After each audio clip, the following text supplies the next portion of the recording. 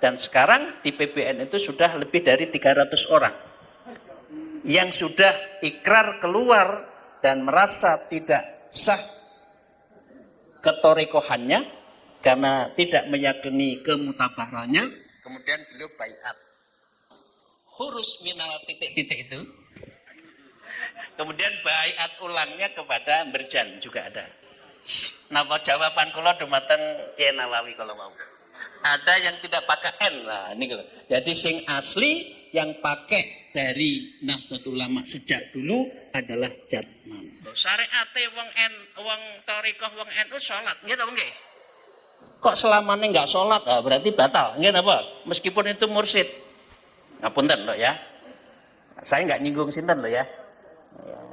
Itu diikuti terus pirang-pirang dino kok enggak salat. Salatnya nek Mekah katanya. Itu batal menurut saya karena memang al-mursyidul kamil yaitu tidak meninggalkan syariat. Islam mulai dikenal di istana Mojopahit, apalagi Sunan Ampel putra dari Syekh Ibrahim Asmarokondi itu adalah penasehat spiritual dari Brawijaya kelima.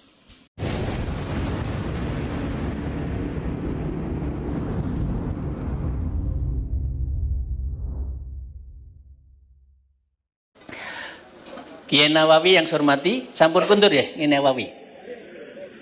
Kalau sebetulnya mau jawab beliau. Saya tahun terakhir ini mengamati dan saya tidak mantap lagi menjadi muridipun Habib Lutfi. Sejauh ini saya dapat laporan dan itu setiap bulan di PBNU ada satu acara namanya Mubahasah Thoriqiyah An-Nahdliyah di PBNU. Dan sekarang sudah putaran ke-11. Setiap ada acara Mubahasah itu, kayak air yang disentor, jadi padasan riyin, nah, kan malah imut nih, zaman kecil wudune teng padasan kan? Padasan niku menawi dipun buka disentor ngeten niku kan banyune ngocor kathah. Nah, ini setiap ada mubahasah mengaten selalu ada orang yang ingin baiat baru yang dulu baiatnya kepada beliau yang disebutkan tadi ya.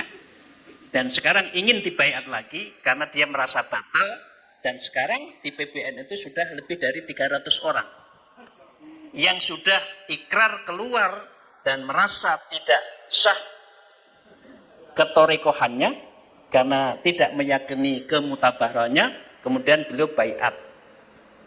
Kalau yang di Sadili niku ikutipun datang Kyai Ali Koisor waktu zaman, nggih kan? Tetapi ada juga yang hurus minal titik-titik itu. Kemudian baiat ulangnya kepada Berjan juga ada. Ya. Jadi Bapak Ibu sekalian selalu ada jalan keluar. Jadi kalau menyaksikan dan sudah tidak yakin terhadap ketorikohannya, maka bisa baiat baru, tinggal pilih Sadili, Satori, Naqsabandiyah, Khalidiyah, Qadiriyah wan Naqsabandiyah, Tijani dan seterusnya. Yang penting kados sakderengipun srekipun mlebet wonten thariqah napa. Jadi ini kelihatannya sampun mantep teng Jatman nggih. Jatman nggih. Kalau belum segera baiat malik. Nah niku napa jawaban kula dumateng Kyai Nawawi kalau mau.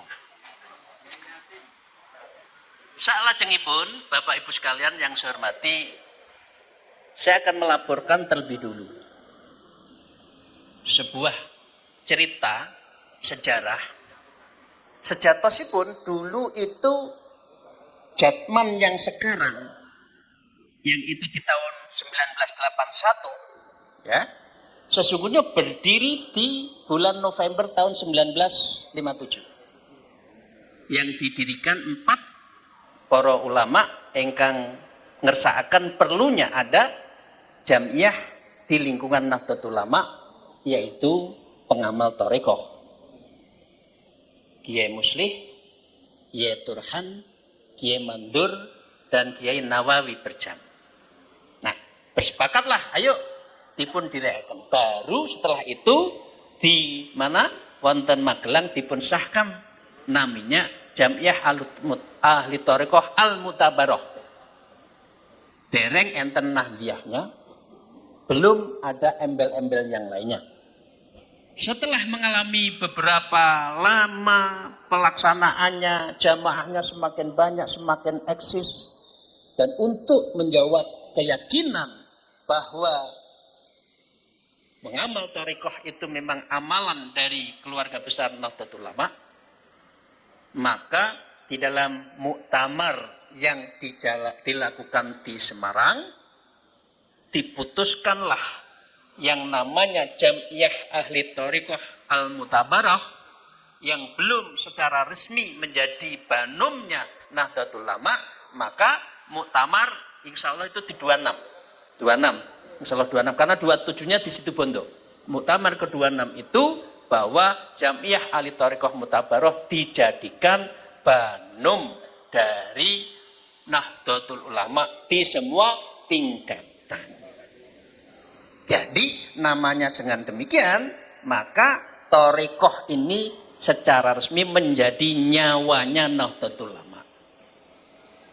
Karena amalan-amalan yang sedinten-dinten pun tiap dalu panjenengan sedanten, para santri, para kiai ngajak zikir, istighosah, ya mulail, itu memang amalannya dari orang NU. Jadi dengan demikian saya bisa menyimpulkan bahwa ruhnya Nahdlatul Ulama adalah jatman, karena yang menghidupi, yang bisa memberikan paku bumi untuk menyelamatkan keluarga besar Nahdlatul Ulama dan negara ini tiada lain adalah Ahli Thariqah, dan itu adalah Jam'iyah Ahli Thariqah Mutabarrah An-Nahdiyah. Baru muktamar setelah 79 dilakukan di Probolinggo, Kiai Mino, kemudian baru dikasih label An-Nahdiyah. Maka dengan demikian sejak itu organisasi yang kita miliki namanya adalah Jam'iyah Ahli Thariqah Mutabarrah An-Nahdiyah. Jadi yang asli pakai shot thariqah di lingkungan Nahdlatul Ulama tiada lain adalah jatman. Pakai N nggih? Pakai N nggih? Nggih. Tidak ada tambahan dan tidak ada kurangan. Karena ada juga yang ada I-nya, ada yang tidak pakai N. Nah, ini loh. Jadi sing asli yang pakai dari Nahdlatul Ulama sejak dulu adalah jatman. Monggo pramila, bapak-bapak, para kiai, para ulama, monggo gumrigah sedanten, bangkit sedanten bahwa para amal thariqah di lingkungan Nahdlatul Ulama tiada lain hanya satu, inggih menika Jam'iyah Ahli Thariqah Mutabarrah An-Nahdiyah. Ini pertama, untuk nyambung dari apa yang disampaikan Kiai Nawawi Kolowau. Yang nomor kalih Bapak Ibu sekalian, pertanyaannya, dalam kurun dan sinten ingkang saged mengislamkan Indonesia dengan cepat? Memang ada 3 kurun. Kurun pertama adalah kurun di abad 7 bersama tabi'in. Ketika ada sahabat yang ikut mengislamkan, tapi di sebagian di semenanjung yang ada di Sumatera, di Barus tempatnya, karena di situ ada makom, ada makbaroh yang nisannya itu seperti nisan-nisan yang ada di Timur Tengah. Tapi kurun itu berhenti. Kurun kedua adalah ketika bersamaan dengan VOC di tahun kira-kira abadnya itu ya 16-17. Belum, sebelumnya itu. Yang intinya sambil dagang, sambil menyiarkan Islam. Panjenengan mungkin mireng saudagar Gujarat kan katakan, tapi itu hanya mampu di Semenanjung, Malaka sampai di Riau cukup. Tapi belum sempat cepat perkembangan Islam di Indonesia, dan di Indonesia itu khususnya di tanah Jawa ini masih mayoritas beragama Hindu. Bapak Ibu sekalian, baru di abad 13, ya, di abad 13, ketika Syekh Ibrahim Asmarokondi,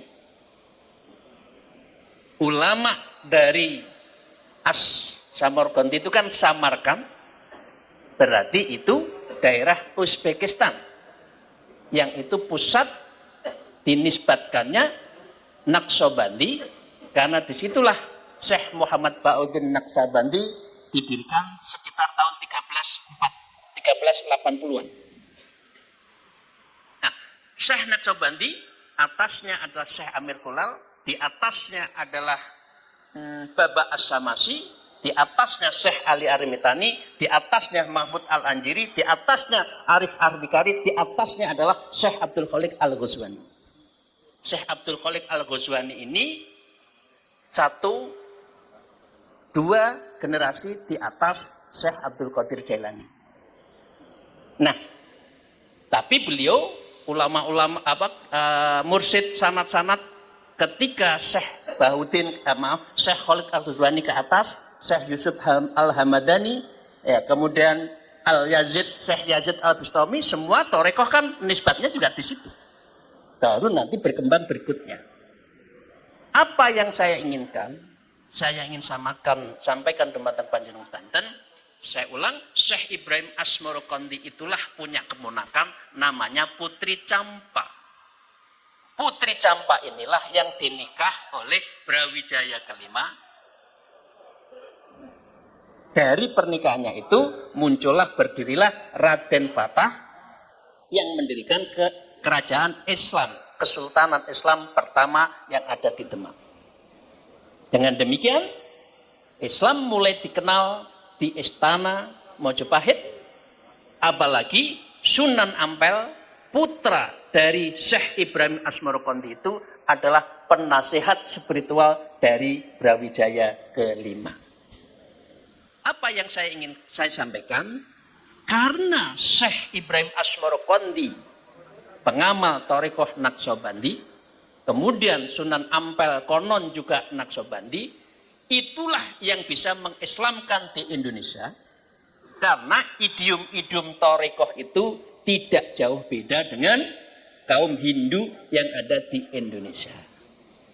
Maka dengan demikian terjadi akulturasi penyebaran Islam dengan nilai-nilai lokal Hindu yang ada di Indonesia. Kalau dulu beliau henung meditasi tapi tertuju kepada Sang Hyang Widi, kalau kita adalah wukuf bil qalbi, yang ditujukan pada Allah, yang kita tuju adalah ilahi anta maksudi. Jadi jenis kegiatannya sama-sama meditasi, tapi beliau tidak kepada ilahi Rabbi, tapi kalau kita kepada ilahi Rabbi. Itu yang menjadikan orang Hindu yang ada di Indonesia, khususnya di Jawa, itu bisa menerima kehadiran Islam ala Thariqah yang dibawa oleh para wali-wali itu. Kudus katakan, dulu Menara Kudus dijadikan untuk sejajan, ya, tapi oleh Sunan Kalijaga dan para wali songo, menaranya tidak dibubarkan, tetapi justru untuk memanggil agar ayo pada sholat melalui pengeras suara, melalui teriakan-teriakan di atas menara itu. Tujuannya sama, mencari Tuhan. Tetapi Tuhannya berbeda, dia menganggap Sang Hyang Widi, kalau kita kepada ilahi anta maksudi, waridoka matlubi. Ini yang akhirnya tidak berapa lama terjadilah pengislaman secara massal, sehingga Jawa dan Indonesia dengan pendekatan Thariqah itulah menjadikan Islam menjadi agama mayoritas, yang tidak kurang dari 87% Islam di Indonesia itu beragama Islam, dan ini adalah penganut agama Islam terbesar di Indonesia. Siapa yang berjasa? Adalah Wali Songo. Siapa Wali Songo? Wali Songo adalah pengamal Thariqah. toriko. Itu yang saya katakan tadi. Ruhnya NU tiada lain adalah toriko. Itu yang akhirnya bahwa muassis Nahdlatul Ulama di dalam memperjuangkan agama ini mengambil ala Wali Songo, maka dengan demikian seluruh muassis Nahdlatul Ulama, Yai Hasim, Yai Khalil, Yai Bisri, Yai Wahab, Yai As'ad, semua pengamal Thariqah Naqsyabandiyah termasuk Kiai Haji Abdurrahman Wahid sendiri adalah penganut Thariqah. Maka dengan demikian Thariqah ini adalah warisan asli dari Wali Songo yang diteruskan oleh muassis Nahdlatul Ulama. Jadi wis sak mestinipun wong NU nggih kedah Thariqah. Thariqah itu nyawanya NU. Ngapunten pertanyaannya, napa sedanten wong NU sakniki sampun mlebet Thariqah? Enten napa nggih ngoten niku nggih? Kenapa? Karena dia mandek di syariat.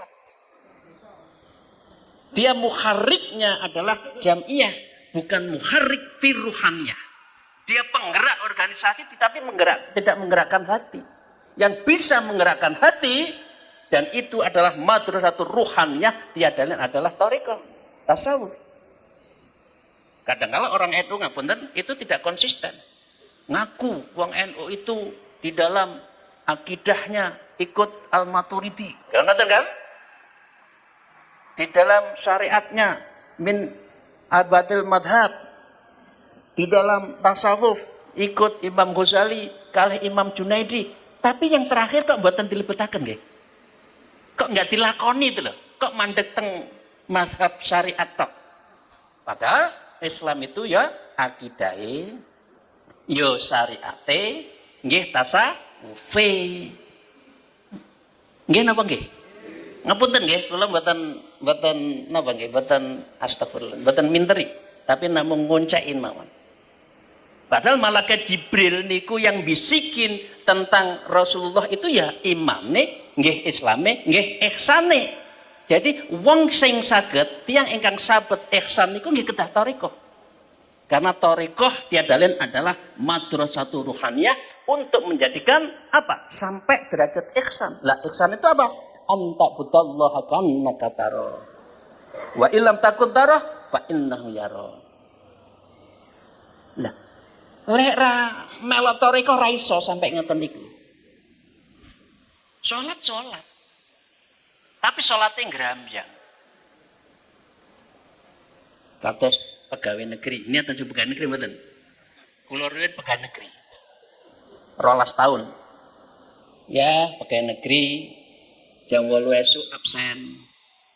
Sonten jam setengah gangsal jam 4 kundur absen. Nggih ta nggih?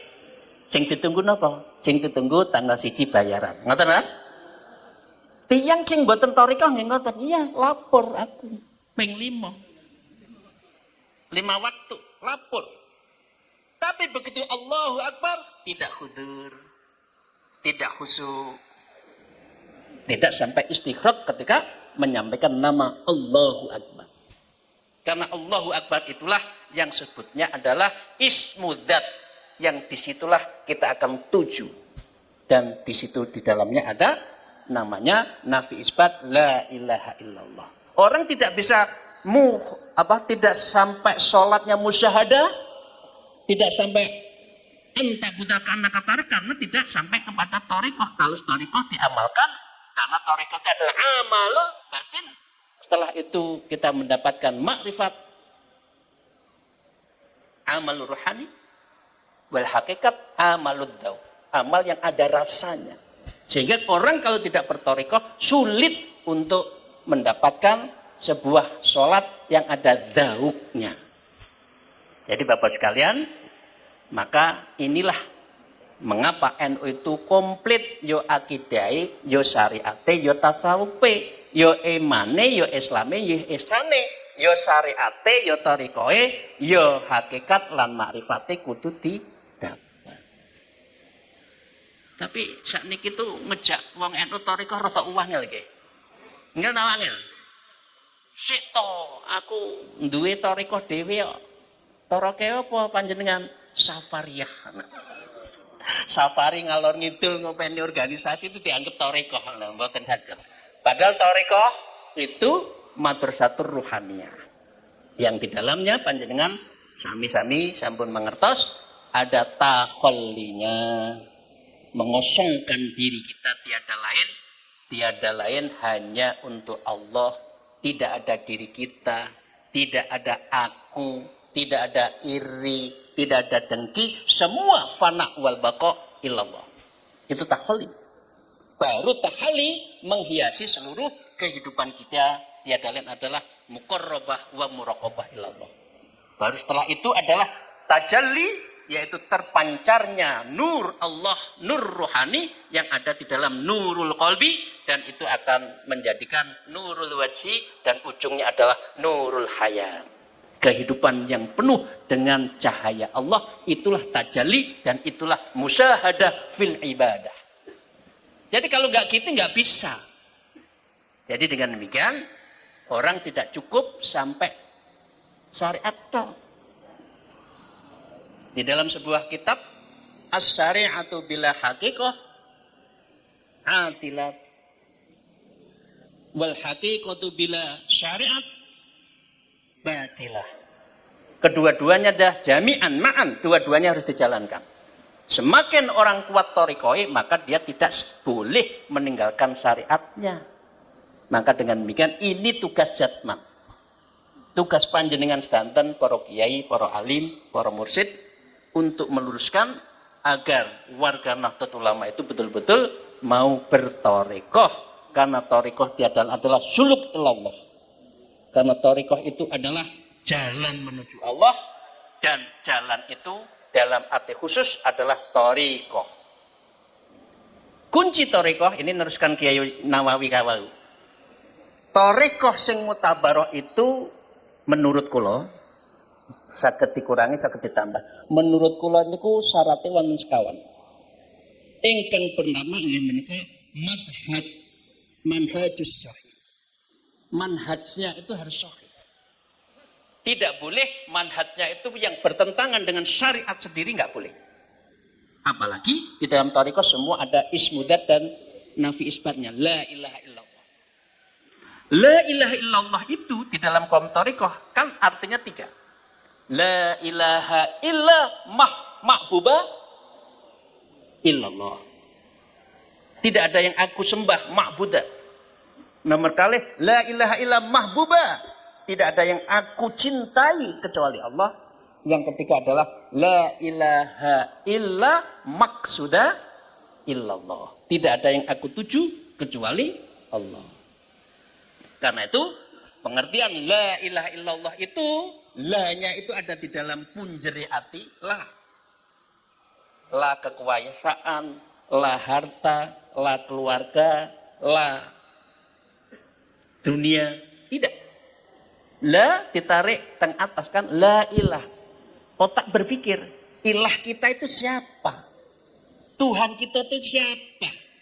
Akalnya membenarkan bahwa ada ciptaan, pasti ada yang pencipta. Ada dunia, berarti ada yang profan, yang abadi.